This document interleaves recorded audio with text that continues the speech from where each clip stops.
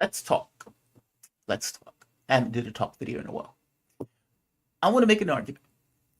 And I know that a lot of people are going to disagree with me with this particular argument. Nevertheless, I do think I'm right on this.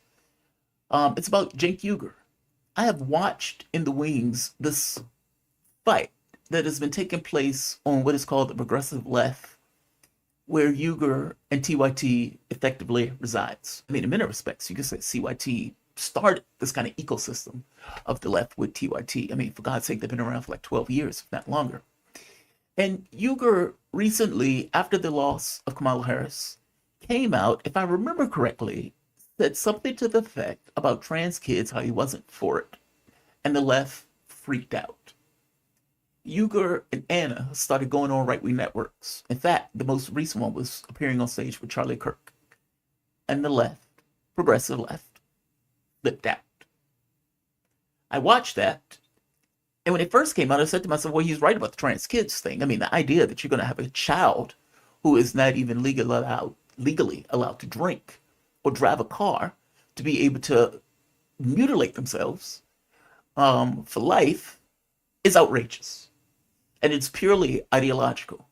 Okay, well, from a left progressive point of view, okay, that's outrageous. You can't say that. That's transphobic, etc.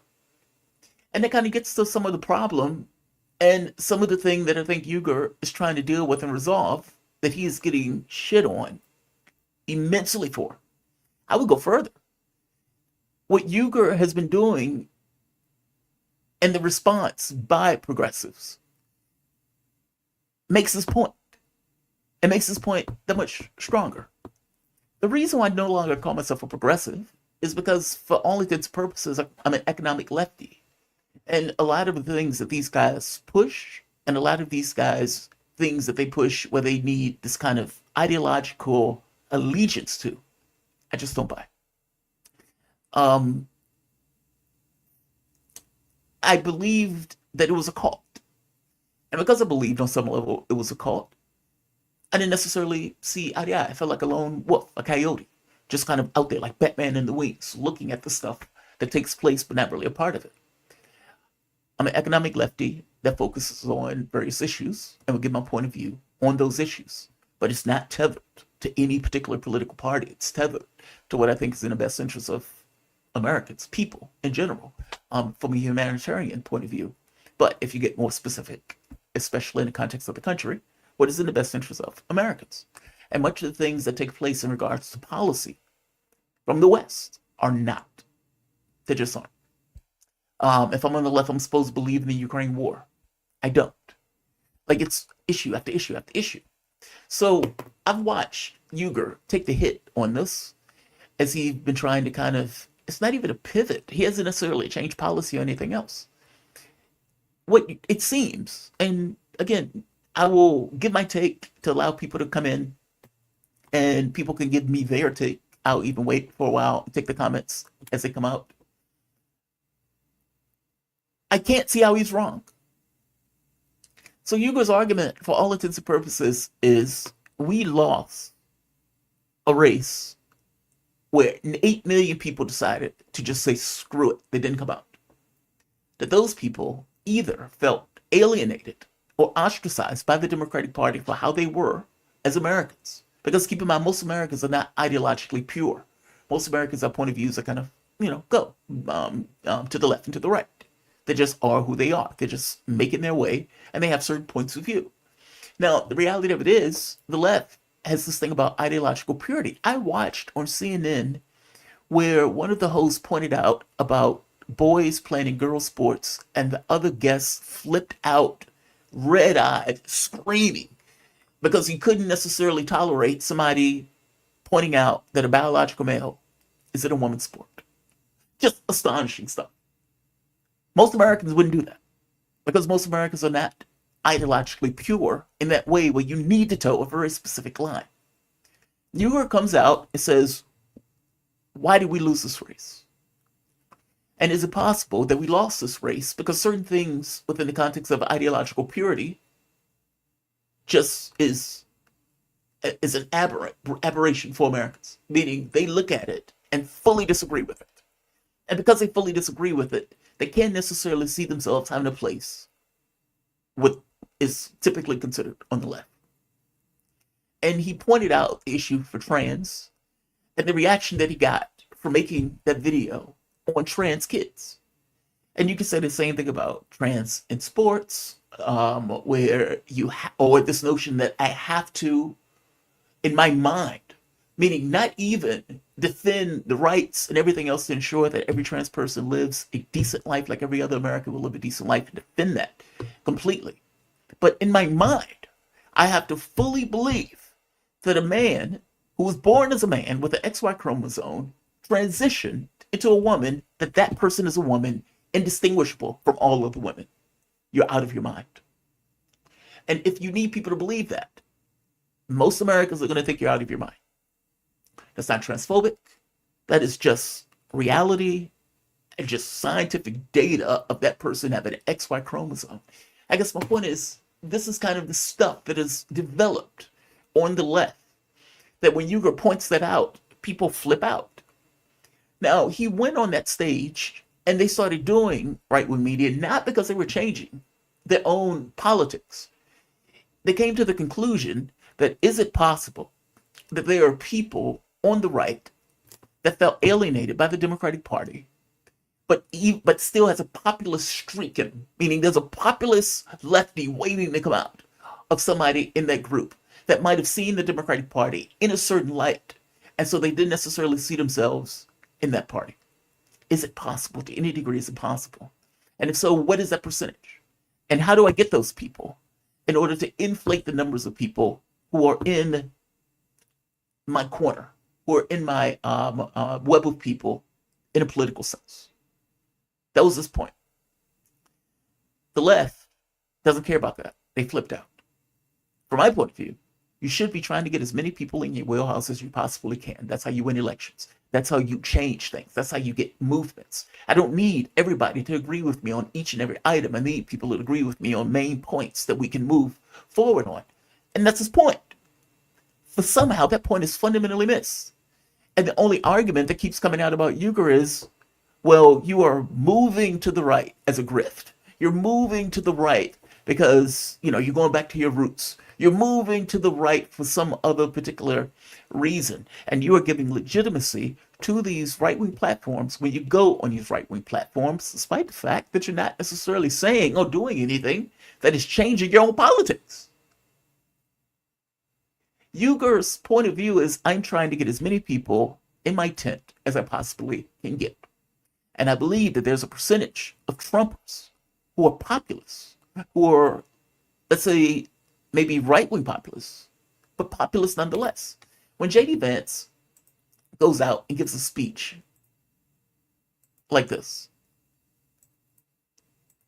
speech could have been given by Bernie Sanders. No BS. I want to talk about the future, and I want to talk about what President Trump and Vice President Vance's ticket will mean for the American people, who we're going to fight for, and how exactly we're going to do it. So let's start with who we're going to fight for. Number one, we're going to fight for every single worker in this country. If you work hard and play by the rules, you ought to be able to put a good dinner on the table and send your kids to whatever vacation and whatever school you want to. Work hard and play by the rules, you get a good life. It's that simple. Bernie Sanders could have said that, and I'm pretty sure Bernie Sanders has said that. Now, does he believe it? Doesn't matter. He said it, and you get various elements of MAGA that does believe it. And because they believe it, voted for Trump. You got Kamala Harris running around the country with Liz Cheney. Liz effing Cheney, of no less. And understand the reason that Kamala Harris ran with Liz Cheney is because she wanted to replace the left with the right. Meaning, she was hoping that Liz Cheney would be able to get Republicans that are what's the word I'm looking for? Not disenfranchised, but that are dissatisfied with Trump, that hate Trump, that don't like Trump, and that get those Republicans to join in with the Democrats to replace elements of the left. This was the same thing that Chuck Schumer said one day when he was pointing out that we can get, for every lefty, we can get a right-winger to replace that lefty. And Democrats had no issue. At the least, they never said anything that they had an issue with it. Kamala Harris doing that. And more to the point, Democrats that would have been replaced by Republicans under this model that Kamala Harris was going with defended Kamala Harris as she tried to replace them. We're not talking about that. We're talking about something different where a person is trying to increase his tent by reaching the people that he believes he can reach, that believes exactly what J.D. Vance just said there about fighting for workers. Again, do they believe it from the standpoint of the Trump team? Absolutely not. They're going to increase taxes. They're going to have more laws that are going to hurt, let's say, unions and those type of things. But does the Trump voter who's listening to it believe it? Yes. Now, again, I get it. My audience does not like Cenk Uygur. And I have not watched TYT for over a decade, if not longer. Every so often, a video of something like this will pop up. And I started seeing this in my feed where he would have these interviews or these debates, or he would go on these channels. And the reaction by the cultish left would just be outrage. Now, when Bernie Sanders went on Fox News, that outrage wasn't there. Or for that matter, when the Teamsters, the president, I can't think of his name right now, when he went on to CPAC, I believe it was CPAC or the Republican National Convention, I believe it was RNC convention. There was no outrage because it was right for them to do it. Because all things being equal, when somebody is talking to you, there's a friend or foe mechanism that kicks into place. And when you're listening to it, people who you distrust, you don't like, there's this kind of filter that takes it all with suspicion. It may be true, but it's taken with suspicion. If it's somebody that you like or neutral towards, you give it far more openness to what is being said. The objective that Uygur seems to be trying to reach is not necessarily to pivot his own politics. It's more so to try to reach people who are not in the bubble that is typically considered the left. And he's trying to reach those people, hopes being there's a percentage, even if it's 15%, that will say, that guy's right. I agree with that guy. I don't agree with him on everything, but I agree with that guy. And is at the very least open to having some kind of, let's say, thoughts about the things that are putting down from the perspective of the left in a way that they would never get it under normal circumstances listening to a Charlie Kirk or some of these other right-wingers that espouse whatever they espouse. I hope you understand what I'm saying. The issue that I'm having with this is the response by the left where they're attacking him for doing something that is fundamentally trying to expand their own tent. It's weird. But from their point of view, you're legitimizing all of these other right-wing figures. This is a bad thing. This is a bad thing. I watched the interview or the debate between Cenk Uygur and Mark Lamont. And immediately you see reaction videos afterward. Mark Lamont destroys Cenk Uygur. Okay, that didn't happen in that interview. It was a back and forth interview. And Uygur made the very point that I'm making now. My objective is to expand the reach of lefty ideas. And even at one point pointed out, Lamont, dude, you're in a bubble. And I'm trying to go beyond that bubble to get various people who you think are racist, sexist, and bigoted that are potentially lefties, but may not know they're lefties for various, let's say, cultural, potentially even ideological reasons that they feel that the left is the Democratic Party when it's not really the case. Mark Lamont points out that there are two right-wing parties in this country. Again, no issue, agreed. And within the context of two right-wing parties in this country, that the people who are listening to Uygur are only agreeing with stuff when it hits, let's say, certain notes. Again, I think that's short-sighted. I had a guy, and the reason why I come to this point of view, I had a guy send me an email a few years ago, and he said, dude, he said, I used to be a troll on your channel. And he said, I used to be there just to be a troll. And he says, I realized after a while that like 6-7 months had passed, and I've listened to you every day. He says, I'm a hardcore right-winger. He says, so it shocks me that I'm writing this email. He says, 70% of what you say I agree with. He said, but he says, I enjoy your content, man. Keep it up. That guy didn't know he was a right-winger. I mean, and I thought to myself, you're not a right-winger if you enjoy my channel. There may be things that I hit that trend either way, and I guess I consider myself this person who is not necessarily entirely ideological, yeah, but I'm honest in my appraisal of things that come up, and I try to hit issues and go with the point of view by my own ideological framing on those issues, within the context of trying to be honest. And that was something that he hadn't gotten before and that he agreed with. So, a guy who, under normal circumstances, if I said anything to him, just on this basis of being a progressive soapbox, would have been filtered in this everything said was suspicion. Now gets an openness to whatever dialogue I'm putting out, where he may agree or disagree with, but at the very least, he's open to it. How is that different than what Uygur is doing? It's that part. Now I get it. Sam Cedars of the world and the Vigelins of the world, the other randos of the world that are populating the progressive left, from their point of view, a member of the cult is trying to leave. And like all cults, we don't like members of the cult to leave. In which case, you get hysteria. You get absolutely hysteria. So, that is my point of view. I'm going to give the audience their chance to give their take. I don't know how many people are going to be here. What, they're 102. All right. I'm going to let you give your take. What do you think? What do you think? Let's see. Oh, amen. Okay, let's do that. Damon Trader. There is no left. There's only waged and owners of a capitalist class. Fair enough. But, you know, that is still on a political spectrum. It's not like, you know, political structure is this esoteric thing. Can't necessarily get off it. Let's say Tim Emerson. There is no left. There is top and bottom. Okay, fair enough. This is Tinkerbar. Cenk is looking at his own age, viewance, and the next 4 years. I disagree. I am not taking this in the most cynical point of view. And the reason I'm not taking this in the most cynical point of view is because he hasn't really deviated. If you listen to what Cenk used to talk about, this notion of fighting the establishment, that the issue is the way things are ordered, and we need to have this united front against that. That hasn't changed. In fact, the arguments that he was making even there, meaning at the Charlie Kirk thing, was about established order, and the way things are. And he was trying to get applause based on that particular framing of the argument. I guess my point is, what is the issue if your objective is to increase your reach by being open to going on various platforms, make your argument on those platforms? I don't see how that's wrong. Typically, they call that a debate, an exchange of ideas, a willingness to have a conversation with people that you vehemently disagree with on various issues.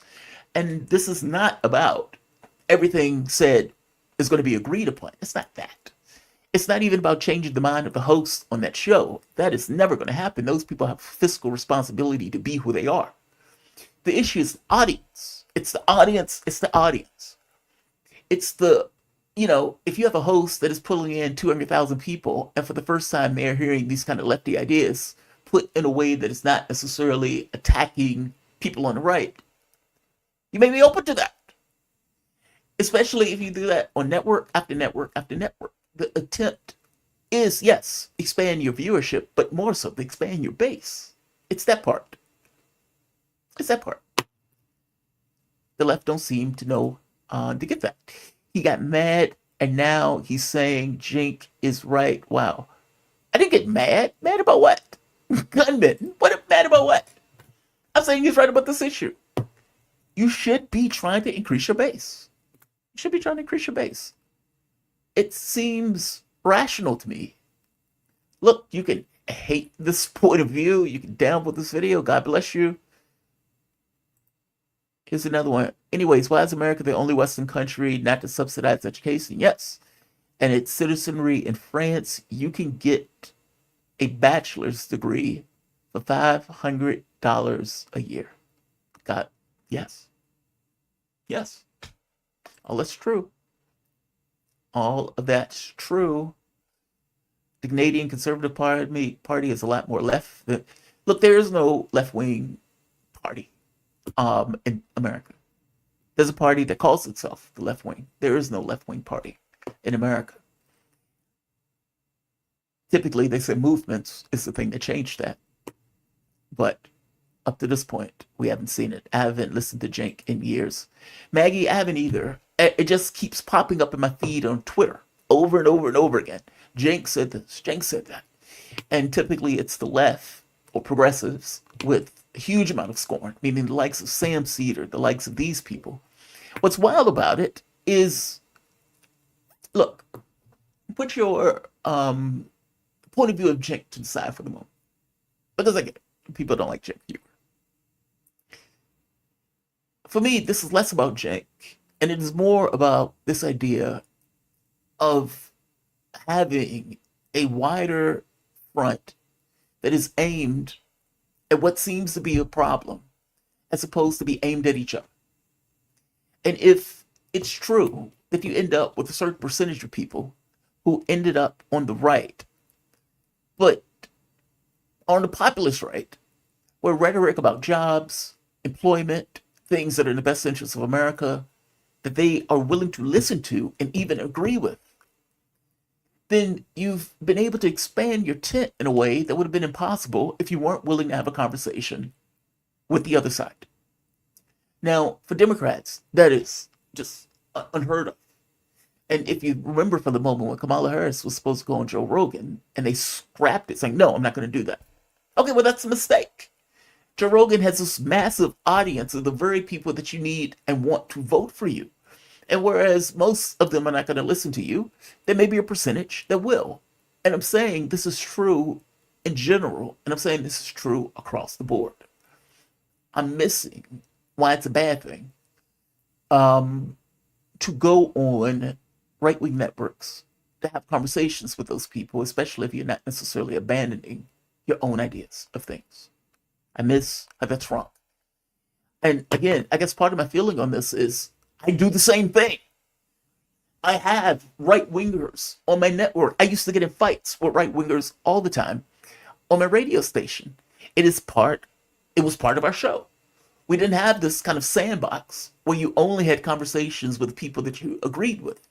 From our point of view, you had conversations with both because there were honestly things that I just didn't know because those weren't things that weren't necessarily talked about on the left or points of view that weren't talked about on the left. It expands your horizon, it expands your point of view. But the goal of it isn't necessarily to move your show to the right. The goal more so is, can I reach more people? Are there people who are on the right that may be open to my point of view of things, that have never heard my point of view of things, but if given my point of view, may agree? That seems to be his basic argument. And if that is indeed his basic argument, I think his basic argument is right. You can hate me for that, but I do think it's true. OBE, out of body experience direct leadership